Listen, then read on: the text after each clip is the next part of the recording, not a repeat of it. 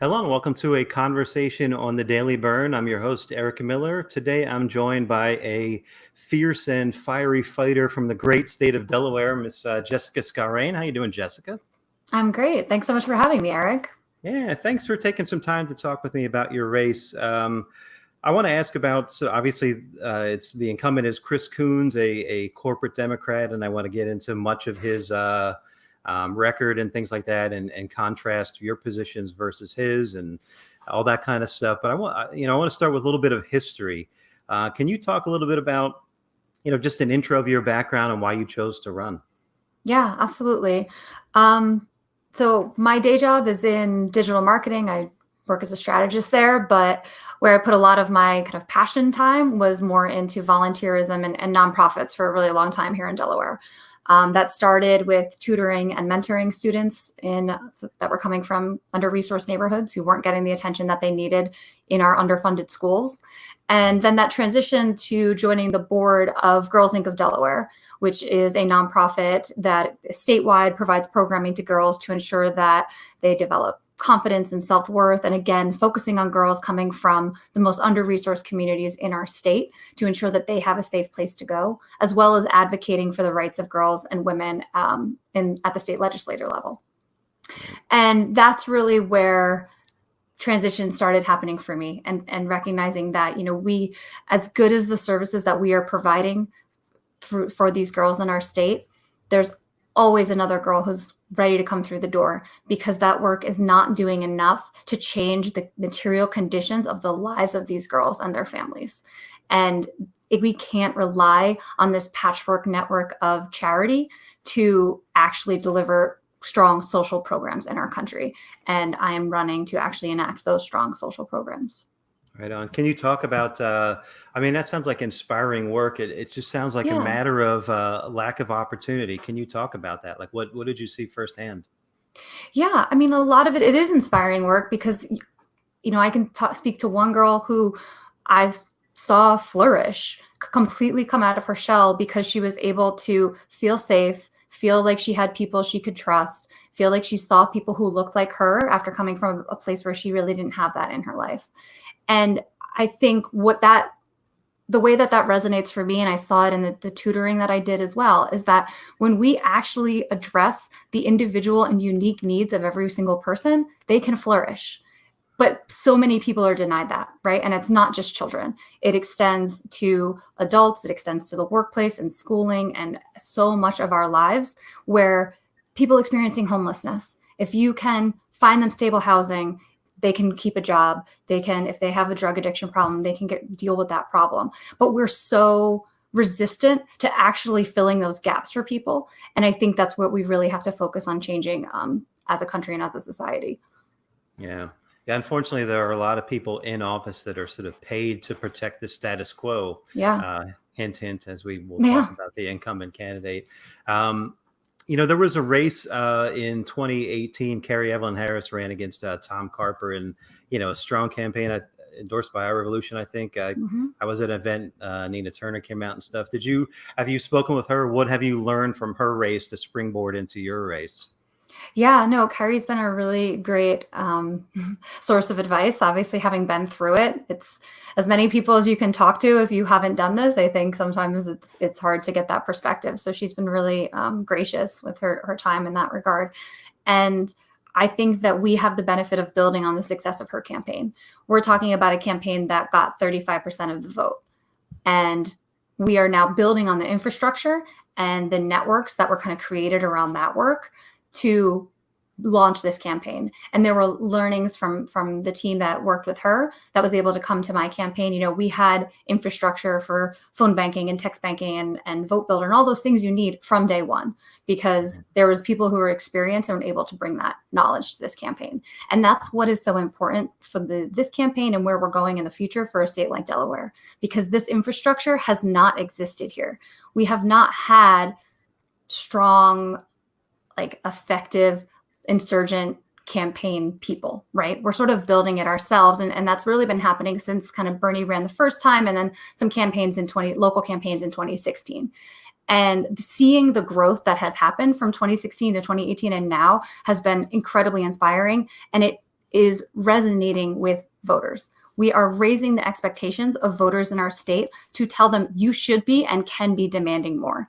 And we are in a place now where we've got 500 volunteers, 200 or so that are really active volunteers, and that extra few hundred that we can call on when we really need them, who are doing that work. We shut down canvassing. We were one of the first campaigns to do that because we recognized the threat that was before us. But we had our team really show up and show out for phone banking. And we are having really fantastic conversations on the phones with people who are happy to hear that someone is challenging Senator Coons and happy to hear that we are running on the platform that we are, because particularly the things that come up over and over are healthcare, education, the climate, economic justice. Like, these are the things that I hear so often from our voters in our state, and no one has been calling them, no one has been reaching out to them, and no one has been fighting for the things that they're demanding. Yeah. So the primary is on September 15th, right? Is that the correct date? Yeah. And at the end, I want to ask how people can vote, how they can participate in your campaign and things like that. Sure.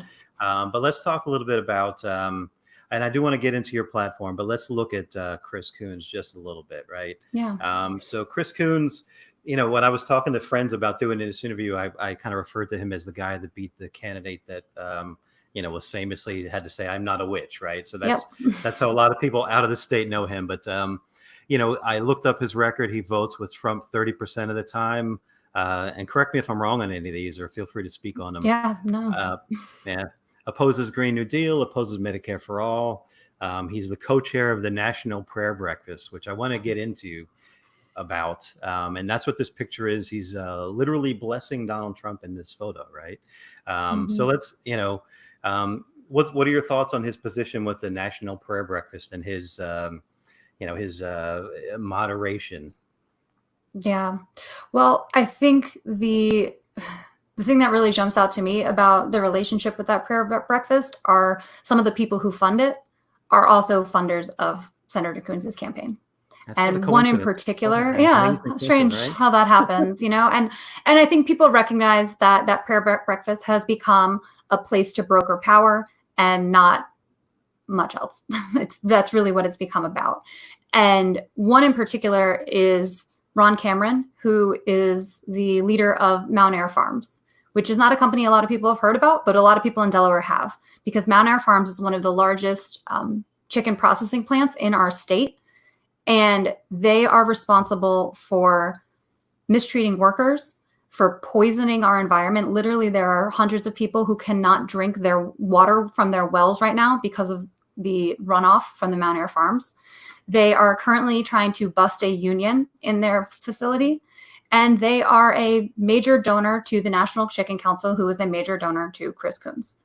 And we see how his connection to that prayer breakfast and these donors results in the choice that he makes in his legislation. He has legislated to allow those chicken processing plants to not have to report their air emissions. So they are continuing to pollute our groundwater, our land, and our air, and they don't have to actually report on that. And he has failed to really stand up for the union until, frankly, just recently, the first time he's ever come out in support of the workers at this Mount Air plant. However, we recognize you can't be on both sides here. You cannot take the money from the bosses of this plant and then come out and say you support the workers, particularly when that plant is docking their wages for the PPE that they needed to work. They were forced to go into work. There have been outbreaks in these plants, and then they were charging employees for the PPE that they needed to perform their jobs. They have been, as I said, trying to union bust. They're forcing a decertification vote and forcing workers into persuasion meetings where social distancing is not being practiced. So you cannot be on the side of that and then come out to a union rally and say you support the workers. And that's really a lot of what I see from Senator Coons, is standing on the side of his corporate donors and not the people and the workers of Delaware. Yeah, thanks for sharing that. And obviously he's doing so because he has a strong challenge, right? It doesn't take anyone. There's a lot of things we've seen, particularly in just the last few weeks, that have been interesting. He, 3 months ago, was all about putting the filibuster back in place if Democrats take control. Suddenly now he's open to removing it. He's started using the language of progressivism and leftism. He's starting to say housing is a right, which is something he has never said. However, he's not advocating for canceling rent and canceling mortgages through the middle of this pandemic when we know that we are about to have a housing crisis. He's trying to position himself in a place where he seems more progressive. However, we know by his record that is just simply not true. Right. Yeah. In the opposing Medicare for all, I'm assuming he does the corporate, speak of everyone deserves access to healthcare, and healthcare is a right. Like you said. Yeah, you can't healthcare is a have right, corporate- but you right. have access to it. Yeah, absolutely. Right. And Yeah. I mean, particularly healthcare and pharmaceuticals are a real point where he is working against Delawareans. I have had conversations with people who are, and this is not uncommon, I know your viewers know these stories, but who are making decisions about putting food on their table or paying for the drugs they need to stay alive. A person who is currently on a fixed income and needed to be on an intravenous antibiotic that was costing him $500 a week. And then on top of that, needing to spend $1,200 for a 3-month supply of insulin. This is not any way that we should be treating people. And the thing is, 68% of Delawareans support Medicare for all.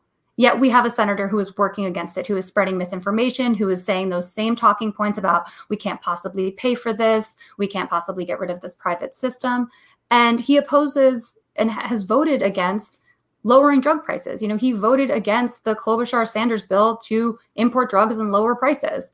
And that is because he receives the second most amount of money from pharmaceutical companies, second only to Mitch McConnell. And we see how he legislates in favors of these donors. He has also, aside from voting against importing drugs, he has multiple times co-sponsored a bill that would remake patent law, undo precedent that has been set by the court so that drug companies can better defend their weak patents, as well as opening up the ability for them to potentially patent things like genes. When you learn something that a gene perhaps can be the cause of a cancer, he was opening it up so that they would be able to patent that information and profit off of that information. This, again, is not how you stand for the working people of our state. Yeah, and I'm sure that's in direct alignment with his donors' wishes, right? Right, of course. Yeah. I mean, we're talking about all of these pharmaceutical PACs that are funding his campaign. Yeah. I want to go back and I want to tie a few of those things that we were talking about earlier. So, your inner city advocacy plus the National Prayer Breakfast, which, is pro-abortion. It's kind of anti-woman, right? Because it's, very right-wing agenda. And he also, Chris Coons also was one of the, he sort of prided himself on being sort of the moderation in that Kavanaugh kind of sham investigation, right? Which, from a feminist perspective, is that is a lot of terribleness. Can you talk about him in relation to, and just to point it out, you would be the first female senator from Delaware. So can you talk about his record with women?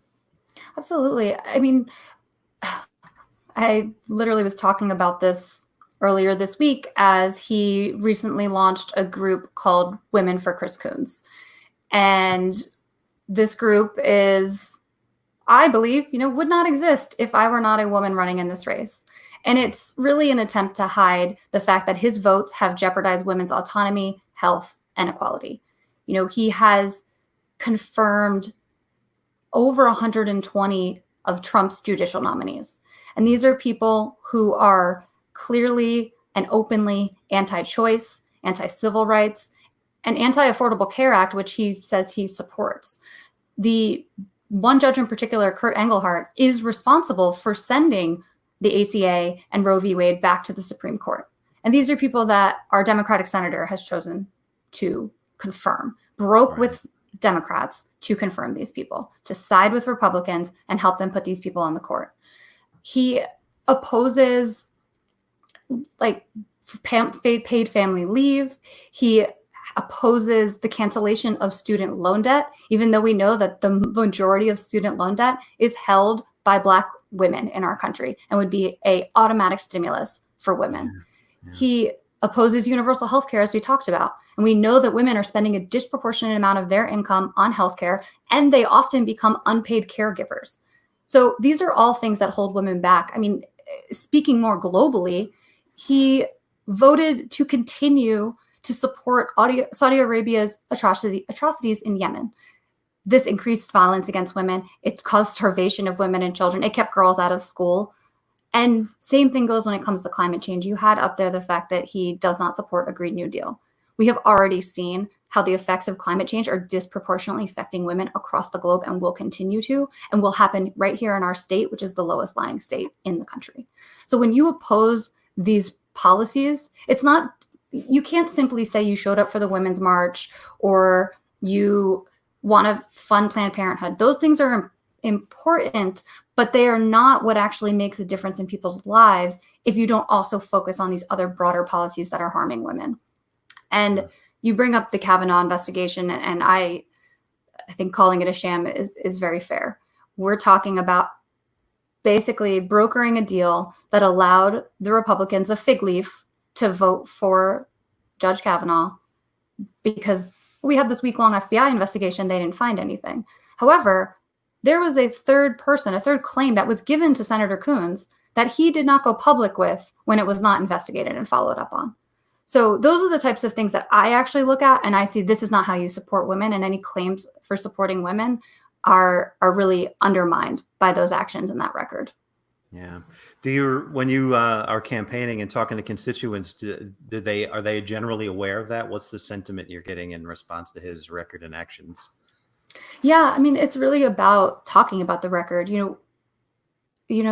It's hard to keep track of these things. People's lives are complicated. People are working 2 and 3 jobs to try to keep a roof over their head. So paying attention to the votes that your senator is making is challenging. And frankly, paying attention and then also understanding what really you believe is the right vote is challenging for people.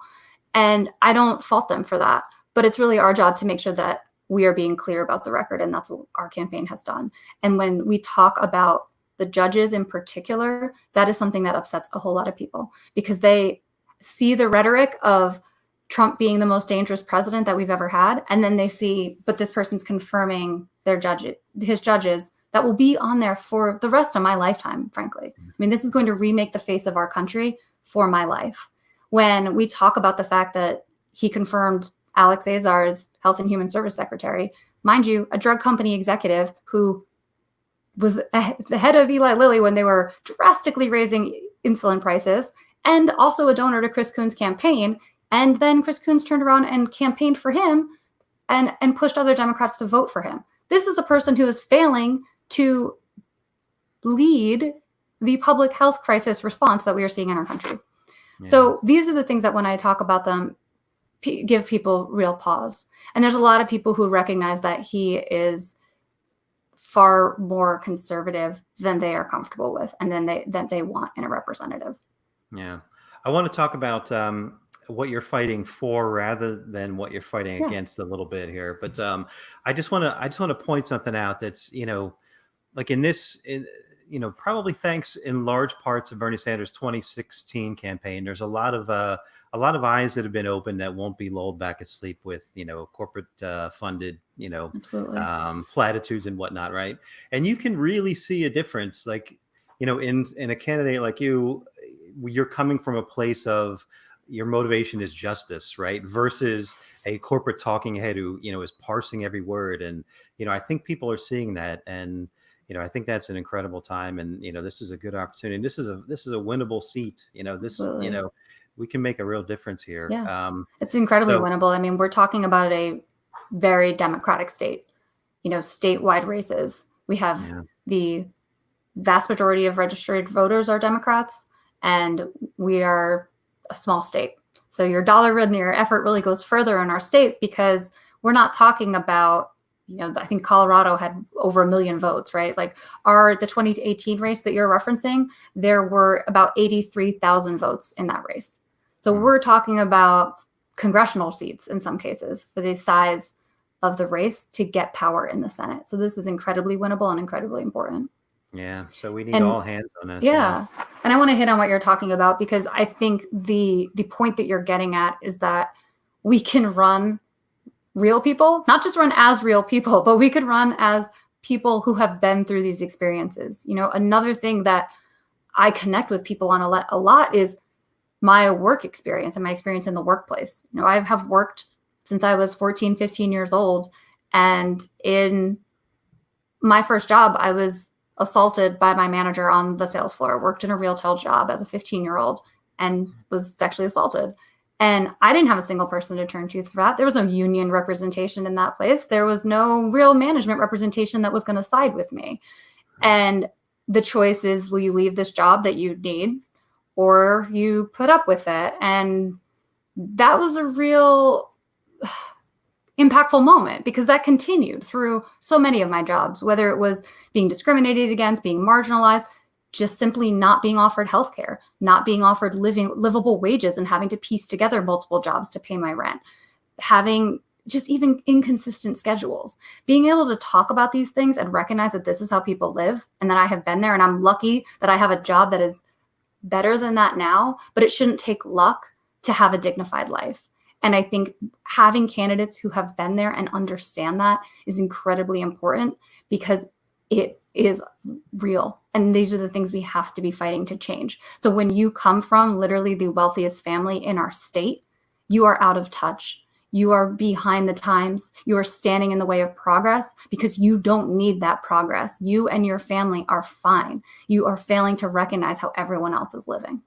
Yeah. In fact, he's paid to block it.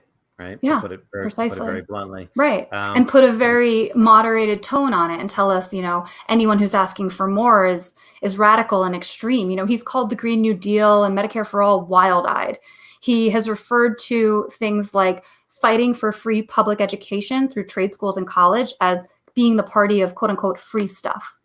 And he pushes instead a national service program where if you are poor or predominantly Black or brown, if you give 2 years of your life to this country that has frankly already brutalized you and stolen so much from your family, then we can look at giving you to your college with being debt free. Yeah. And that is completely inappropriate to me. It is a non-starter because you are essentially saying to the wealthiest people in our country, you can continue to go debt-free because your family can pay for it. And now you're going to have a 2-year head start on every single one of your already poorer and lower income peers. That will only exacerbate wealth inequality in our country. Yeah. Yeah. Well, let me pull up some of the things that you're fighting for. We hit on a bunch of them, but let's touch on a few more. So obviously housing as a right. Can you talk about that? Yeah, I completely believe that housing should be guaranteed in this country. There's no excuse to have homelessness in our country. I talk often about how homelessness and poverty in general is a choice, but it is not a choice made by the people who are experiencing it. It is a choice of the people who are in leadership positions and have been in our country. Because Housing and Urban Development estimates that we can end homelessness with a $20 billion investment. That is the same amount of money, actually a little bit less, than we just increased our military budget by for this fiscal year. Ending, right? That's a priority, and that's a choice that people are making. We do that without a blink of an eye, and yet we allow over 500,000 people to go unhoused in our country, and we know that number is going to skyrocket in the next few months as eviction protections are lifted through this pandemic and people have been completely unable to pay their rent or pay their mortgage. And we have done nothing to support them. Yeah. I had Betsy Sweet, who's running in Maine as well. And one of the questions I asked her was, you get into the Senate and, Senate Minority Leader, Chuck Schumer comes up with some bill, the military budget brings it to you. What do you do? What do you say, when you get that fall in line question when you're in the Senate? Yeah. How do you handle that? Yeah. I mean, I'm not going to stand for increasing our military budget. It absolutely needs to be decreased. It is hindering our ability to do right by the citizens of our country. So I am not going to vote in favor of these continued military budget increases. The military budget has increased by, I believe, 150 some odd billion dollars since Trump took office. We have given him a border wall. We have given him a space force. Like, these are things that we absolutely should not be spending our public money on. And I will not go along with that. And I will speak to my constituents about why I'm not. And I think that is something that is missing from the relationship that our senators have with their constituents. So rarely do they break down the bills. Do they explain their position? Do they bring people into the process? It's not enough to go to Washington, even if you're making the right vote, the quote unquote right vote. I don't think that's enough. I think you really need to be using the power of that seat to bring people along, get them engaged, because they will become the army of people who will build political will from the grassroots up, because we know that is where policy actually comes from. And that's how you actually win and get people to vote in the way that we need. It's going to come from people demanding it. So I think that as a senator, you have to use that power to do exactly that. Right on. Yeah, and I didn't look it up, but I assume he voted for every military budget, which includes Space Force, correct? Yeah, he voted to give the Space Force. Yeah, right. So necessary. Yeah, I wonder, you talk to somebody in the inner city in like Wilmington or something like that, right? And let's talk about racial justice and ending mass incarceration, right? How can I'm not sure what I'm trying to get at here. How can you make that appeal? Like there's a clear contrast. You have a guy that voted for Space Force, for crying out loud, or you have an advocate here who's trying to end mass incarceration. Like, how do you get that message of contrast out to, Yeah, well, it is having those one-on-one conversations. And that's what we've built our entire campaign around. From day one, we were canvassing and phone banking and reaching out to people because we recognize that that's how you win. This has to be individual conversations, and you have to find what is important to each person and talk about how your platform will better represent them. So when we're talking about mass incarceration, which is a great example, in the state of Delaware, we have two issues. One is that our incarceration rate is actually higher than the United States as a whole. And the United States as a whole is higher than every other country. So Delaware has a higher rate of incarceration than every other country. There are far too many people in prisons in our state. On top of that, obviously, it's disproportionately Black people. 60% of the people who are in prisons in our state are Black, whereas they represent only 20% of our population. So this is a racist system that is locking people up, often for crimes that are happening in other neighborhoods as well, particularly when we're talking about cannabis charges and drug crimes, and locking them up, destroying communities, destroying families, destroying their ability to ever have economic prospects in the future. And we look around and we wonder why we feel that we don't have the same economic prospects that we used to in our city, that people feel completely left behind. Their neighborhoods have been systemically destroyed by mass incarceration. And I will never forget the way a gentleman put it to me after having finished his parole. He said, they make it so damn easy to get in and impossible to ever get out, because he was dealing with the fact that he had a job at a supermarket that was 1.5 miles away, and he couldn't have a car, and he had to figure out how to use the bus to get there. He had to make sure that he didn't miss that transfer, so he didn't end up late and losing that job and breaking parole. I mean, the barriers that we put in front of people to ever actually re-entering society with our current justice system are inexcusable. And I think, I mentioned marijuana there. This is another real contrast. Senator Coons is opposed to legalizing marijuana. And when he talks about it, he often jokes that his kids who are in college, they needle him on it and they push him on this issue. And what he fails to recognize is that marijuana legalization is not just for college kids. This is a carceral issue. It is a racial issue, because we know that it is disproportionately affecting Black and brown people and causing them to be put in jail unjustly. So I don't think it's particularly funny to joke as if it is a something that college kids need, when we are literally imprisoning people for marijuana, and we absolutely should be legalizing marijuana, releasing people and expunging their records. Yeah. So he's not even for decriminalization. He's, he believes it needs to be studied further so we understand the effects on people's brains. Of course, that has nothing to do with pharmaceutical donors, of course. Yep. I highly doubt that. Yeah. So what has been, let's make a bit of a plea to people that might be watching this. Like how can people out there help? You mentioned phone banking a lot. You have texting campaigns. How can people get involved? Yeah. So I want to reiterate that this really is the most winnable Senate seat race for progressives. We are talking about already a democratically held seat in a democratic state that doesn't require a lot of votes. And we are up and running, and we're strong, and we have 2 months. And what I think is incredibly important is getting involved now. We've seen a couple campaigns that came so close And had they had another week or two, they probably would have broken through. And we don't want to be another one of those this cycle. So it's incredibly important that people join us now. The way that they can do that is going to justfordelaware.com/volunteer to sign up.